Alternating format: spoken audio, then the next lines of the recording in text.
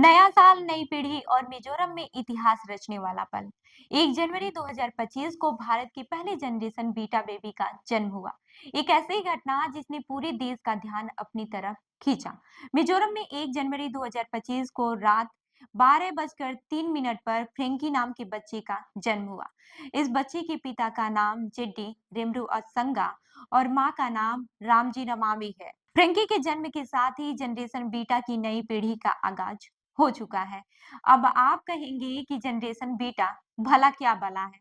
तो आपको बता दूं कि आने वाली पीढ़ी, कल की जो पीढ़ी है, एक ऐसी पीढ़ी है जो हम में से बहुत अलग होगी, एडवांस होगी, एआई की सारी सुविधाओं से लैस होगी। आपको ये भी बता दूं कि सामान्य तौर पर एक पीढ़ी 20 साल की होती है, लेकिन इस बार जनरेशन बीटा का आगमन महज 11 साल के अंतराल पर हुआ है। साल 2013 से 2024 तक पैदा हुए बच्चों को जनरेशन अल्फा कहा गया। वहीं 1995 से 2012 के बीच जन्मे बच्चे जनरेशन जेड कहलाए। जनरेशन जेड वह पीढ़ी है जिसने वैश्विक कनेक्टिविटी के साथ कदम बढ़ाया। वहीं जनरेशन अल्फा का जीवन तेज रफ्तार इंटरनेट और डिजिटल उपकरणों के साथ शुरू हुआ है। अब ये जान लेते हैं कि जनरेशन जो बीटा है उसकी शुरुआत तो हो ही चुकी है, जिसे पूरी तरह से डिजिटल सुविधाओं की युग की पीढ़ी भी माना जा रहा है। इस पीढ़ी के लिए हर सुविधाएं सिर्फ एक ही क्लिक में उपलब्ध होंगी।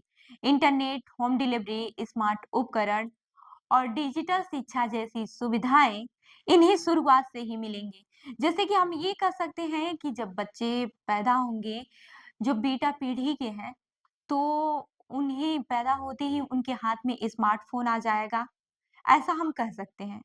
खैर, अब ये जान लेते हैं कि पीढ़ियों की जो नामकरण का आधार है, वो क्या है? आपको बता दूं कि पीढ़ियों का नामकरण उस समय की सामाजिक, आर्थिक और तकनीकी परिस्थितियों को ध्यान में रखकर किया जाता है। हर पीढ़ी की अपनी विशिष्ट पहचान होती है, जो उसके समय की चुनौतियों और उपलब्धियों पर आधारित होती है। जैसे कि सन 1901 से 2024 के बीच पैदा हुए पीढ़ी को ग्रेटेस्ट जनरेशन कहा गया। इस पीढ़ी ने महामंदी और द्वितीय विश्व युद्ध जैसी बड़ी घटनाओं का सामना किया। इन लोगों को उनके पारंपरिक मूल्यों और संघर्ष के लिए जाना गया। वहीं सन 1925 से 1945 तक की पीढ़ी को साइलेंस जनरेशन नाम दिया गया। इस दौर में महामंदी और युद्ध के परिणामों ने लोगों को गहराई तक प्रभावित किया। यह पीढ़ी मेहनती और आत्मनिर्भर मानी गई। इनकी खासियत यह थी कि इन्होंने बेहद कठिन हालात में भी खुद को संभाला। वहीं सन 1946 से 1964 तक के समय को बेबी बूमर जनरेशन कहा गया। यह जनरेशन वह दौर था जब दूसरे विश्व युद्ध के बाद से दुनिया की आबादी तेजी से बढ़ी।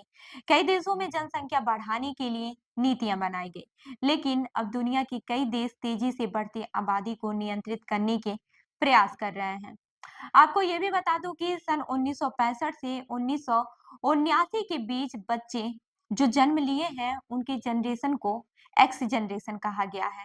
यह पीढ़ी इंटरनेट और कंप्यूटर तकनीक के शुरुआती दौर में बढ़ी हुई है।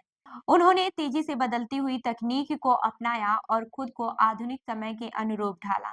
सन 1981 से 1996 तक की पीढ़ी जनरेशन वाई ने तकनीकी बदलाव को तेजी से अपनाया है। यह वह पीढ़ी है जो डिजिटल युग की शुरुआत के साथ बढ़ी हुई है। इसके बाद से 1995 से 2012 तक की जनरेशन जेड आई, जिसने वैश्विक कनेक्टिविटी और स्मार्टफोन के युग को करीब से देखा है।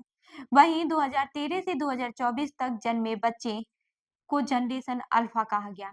यह वह पीढ़ी है जिसने जन्म से ही तेजी से रफ्तार इंटरनेट और स्मार्ट तकनीक का अनुभव किया। डिजिटल उपकरण इनके जीवन का अहम हिस्सा बन गए। लेकिन अब बात करते हैं 2025 से 2039 तक जनरेशन बीटा का दौर जो है शुरू हो चुका है।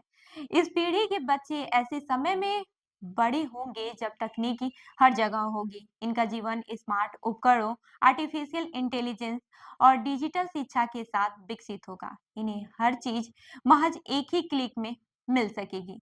भारत में जनरेशन बीटा के आगमन की पहली झलक मिजोरम में देखने को मिली। फ्रेंकी का जन्म इस पीढ़ी का प्रतिनिधित्व करता है। यानी कि फ्रेंकी का ही जन्म है जब 12:03 पर 1 जनवरी 2025 को हुआ।